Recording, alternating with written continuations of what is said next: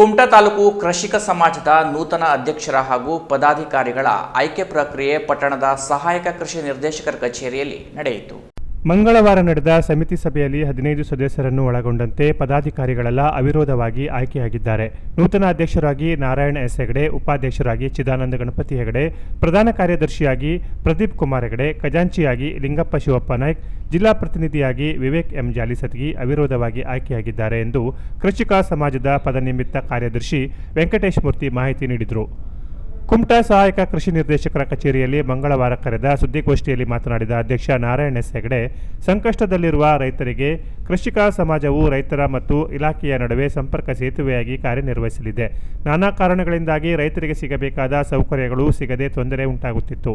ಇದೀಗ ಕೃಷಿಕ ಸಮಾಜದ ಹೊಸ ಸಮಿತಿ ಕಾರ್ಯರೂಪಕ್ಕೆ ಬಂದಿದ್ದರಿಂದ ಸರ್ಕಾರದಿಂದ ಬಿಡುಗಡೆಯಾದ ಅನುದಾನಗಳು, ಯೋಜನೆಗಳು, ಭತ್ತದ ಕೃಷಿಗೆ ಪೂರಕವಾದ ಬೀಜಗಳು, ಗೊಬ್ಬರ, ಮೀನುಗಾರಿಕೆ ಸೇರಿ ಹಲವಾರು ಸಮಸ್ಯೆಗಳಿಗೆ ಪರಿಹಾರ ಮತ್ತು ಸೌಲಭ್ಯಗಳನ್ನು ಒದಗಿಸುವುದು ನಮ್ಮ ಮೂಲ ಉದ್ದೇಶವಾಗಿದೆ. ಪ್ರಸಿದ್ಧ ಅಳವೆಕೋಡಿ ಉಳ್ಳಾಗಡ್ಡೆ ಬೆಳೆಗಾರರಿಗೆ ಸುಸಜ್ಜಿತ ಸಂಸ್ಕರಣಾ ಘಟಕ ನಿರ್ಮಾಣ ಮಾಡಿಕೊಡುವಂತೆ ಕಳೆದ 25 ವರ್ಷಗಳಿಂದ ಹೋರಾಟ ಮಾಡುತ್ತಾ ಬರಲಾಗಿದೆ. ಅದು ಈವರೆಗೂ ಕಾರ್ಯರೂಪಕ್ಕೆ ಬಂದಿಲ್ಲ. ಈ ಎಲ್ಲ ಬೇಡಿಕೆಗಳನ್ನು ಮುಂದಿಟ್ಟುಕೊಂಡು ರೈತರಿಗೆ ಸಿಗಬೇಕಾದ ಸೌಲಭ್ಯವನ್ನು ತಲುಪಿಸುವಲ್ಲಿ ಕೃಷಿಕ ಸಮಾಜ ಸದಾ ರೈತರ ಜೊತೆ ಬೆನ್ನೆಲುಬಾಗಿ ನಿಲ್ಲಲಿದೆ ಎಂದರು. ಈ ಸಂದರ್ಭದಲ್ಲಿ ಮಾತನಾಡಿದ ಕೃಷಿಕ ಸಮಾಜದ ನೂತನ ಅಧ್ಯಕ್ಷ ನಾರಾಯಣ ಎಸ್ ಹೆಗಡೆ ಅವರು, ಇಂದು ಶಾಸಕರು, ವಿಧಾನ ಪರಿಷತ್ ಸದಸ್ಯರು, ಸಂಸದರು, ಸಚಿವರುಗಳಿಗೆ ಪಿಂಚಣಿ ಸಹಿತ ಲಕ್ಷಕ್ಕೂ ಅಧಿಕ ಸಂಬಳ ಬರುತ್ತದೆ. ಆದರೆ ಒಬ್ಬ ಕೃಷಿಕನಾದವನು 60 ವರ್ಷ ಮೇಲ್ಪಟ್ಟರೆ ಯಾವುದೇ ಪಿಂಚಣಿ ಸೌಲಭ್ಯ ಇಲ್ಲ. ಹೀಗಾಗಿ 60 ವರ್ಷ ಮೇಲ್ಪಟ್ಟ ಕೃಷಿಕನಿಗೆ ಸರ್ಕಾರ ಪಿಂಚಣಿ ಸೌಲಭ್ಯ ಒದಗಿಸಬೇಕೆಂಬುದು ನಮ್ಮ ಮೊದಲ ಬೇಡಿಕೆಯಾಗಿದೆ. ರಾಜಕಾರಣಿಗಳಂತೆ ರೈತರು ಸಹ ಸೇವೆ ಮಾಡುತ್ತಾನೆ. ರೈತ ತನ್ನ ಬೆವರು ಸುರಿಸಿ ಹಣ ಪಡೆಯದೆ ಸೇವೆ ಮಾಡುತ್ತಾನೆ. ಹೀಗಾಗಿ ಕುಟುಂಬದ ಒಬ್ಬ ಸದಸ್ಯನಿಗೆ ಸರ್ಕಾರ ಪಿಂಚಣಿ ಸೌಲಭ್ಯ ಒದಗಿಸಲು ನಾವು ಕೊಂಡಿಯಾಗಿ ಕೆಲಸ ಮಾಡುತ್ತೇವೆ ಎಂದು ಹೇಳಿದರು.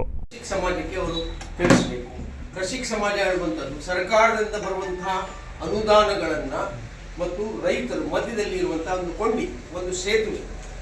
ಆ ಸೇತುವೆ ಮುಖಾಂತರ ನಾವು ಅವರಿಗೆ ಬಂದಂಥದ್ದನ್ನ ರೈತರಿಗೆ ಬರುವಂಥದ್ದು ಇಷ್ಟು ದಿವಸ ಎಷ್ಟೋ ಪ್ರಾಬ್ಲಮ್ ಇತ್ತು. ಸರ್ಕಾರದಲ್ಲಿ ದುಡ್ಡಿನ ಅಧಿಕಾರಿಗಳ ನಿರ್ಲಕ್ಷ್ಯತನದಿಂದ ಅಥವಾ ಎಷ್ಟೋ ಕಾರಣಗಳಿಂದ ತೊಂದರೆ ಆಗ್ತಾ ಇತ್ತು.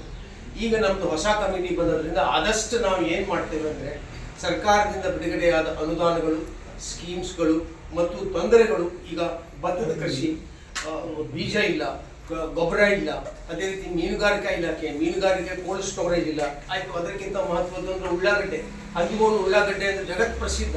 ಪಾಪ ಅವರಿಗೆ ಇಟ್ಕೊಳ್ಳಿಕ್ಕೆ ಒಂದು ಕೋಲ್ಡ್ ಸ್ಟೋರೇಜ್ ಬೇಕು ಅಂತ ನಾವು 25 ವರ್ಷದಿಂದ ಬಬ್ಬೆ ಹೊಡಿತಾ ಇದ್ದೇವೆ. ಯಾರು ಕೇಳುವರಿಲ್ಲ. ಈಗ ಹೊಸ ಕಮಿಟಿ ಬಂದಿದೆ. ಆದಷ್ಟು ಇನ್ನು ಒಂದು ಮಾತನಾಡಲಿಕ್ಕೆ ಬಯಸ್ತೇನೆ. ಕೃಷಿಕರಿಗೆ ಒಂದು MLA ಆದರೆ, ಒಂದು MLC ಆದರೆ, ಒಂದು MP ಆದರೆ ಅವರಿಗೆ ಪೆನ್ಷನ್ ಸಹಿತ ಪಗಾರ ಕೊಡ್ತಾರೆ. ನಾನು ಅರ್ಥದ ಮಟ್ಟಿಗೆ ಅದು ಇನ್ನು ಲಕ್ಷದಲ್ಲಿ. ರೈತ ಇವತ್ತು 60 ವರ್ಷ ಆದ ನಂತರ ಆ ಯಜಮಾನಿಗೆ ಏನು ಸಿಗ್ತದೆ? ಪೆನ್ಷನ್ ಕೊಡಬೇಕು. ಇನ್ನು ಇದು ನಮ್ಮ ಮೇನ್ ಡಿಮಾಂಡ್. ರೈತನಿಗೆ ಒಂದು ಕುಟುಂಬದಲ್ಲಿ ಒಬ್ಬನಿಗೆ ಯಜಮಾನನಿಗೆ ಸರ್ಕಾರದವರು ಪೆನ್ಷನ್ ಕೊಡಬೇಕು. ಯಾವಾಗ ನೀವು MLA ಅವರಿಗೆ ಕೊಡ್ತೀರಿ, MP ಅವರಿಗೆ ಕೊಡ್ತೀರಿ, ಅವರು ಸೇವೆ ಮಾಡ್ತಾರೆ, ನಾವು ಸೇವೆ ಮಾಡ್ತೇವೆ. ಅವರು ದುಡ್ಡು ತಗೊಳ್ತಾರೆ, ನಾವು ದುಡ್ಡು ತಗೊಳ್ದಿದ್ದೇ ಸೇವೆ ಮಾಡ್ತೇವೆ. ನಮ್ಮ ಬೆವರು ಸುರಿಸಿ 60 ವರ್ಷ ಆದಂತಹ ರೈತನಿಗೆ, ಒಂದು ಕುಟುಂಬದ ಯಜಮಾನನಿಗೆ ಪೆನ್ಷನ್ ಕೊಡಬೇಕು.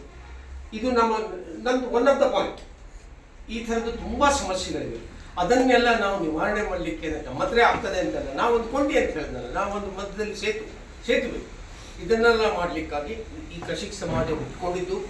ಇದು ಈ ಸಂದರ್ಭದಲ್ಲಿ ಸದಸ್ಯರಾದ ಲಿಂಗಪ್ಪ ನಾಯ್ಕ್, ಶ್ರೀಪಾದ್ ಭಟ್, ರಾಮಚಂದ್ರ ದೇಸಾಯಿ, ನಾರಾಯಣ ಹೆಗಡೆ, ಗಣಪತಿ ಪಡ್ಗಾರ್, ಪ್ರದೀಪ್ ಕುಮಾರ್ ಹೆಗಡೆ, ಚಿದಾನಂದ ಹೆಗಡೆ, ರಾಮಚಂದ್ರ ಭಟ್, ರಾಜೀವ್ ಭಟ್, ಚಂದ್ರಶೇಖರ್ ನಾಯ್ಕ್, ಲೋಕೇಶ್ ಶಾನ್ಬಾಗ್, ವಿವೇಕ್ ಜಾಲಿಸತ್ಗಿ, ತಿಮ್ಮಣ್ಣ ಭಟ್, ವಿನಾಯಕ್ ಹೆಗಡೆ, ಪರಮೇಶ್ವರ ನಾಯ್ಕ್ ಸಿಬ್ಬಂದಿ ಇದ್ದರು. ವಿಜೇತ ಸದಸ್ಯರಿಗೆ ಕೃಷಿಕ ಸಮಾಜದ ಪದನಿಮಿತ್ತ ಕಾರ್ಯದರ್ಶಿ ವೆಂಕಟೇಶ್ ಮೂರ್ತಿ ಪ್ರಮಾಣ ಪತ್ರ ನೀಡಿದರು. Canara plus news, Kumta.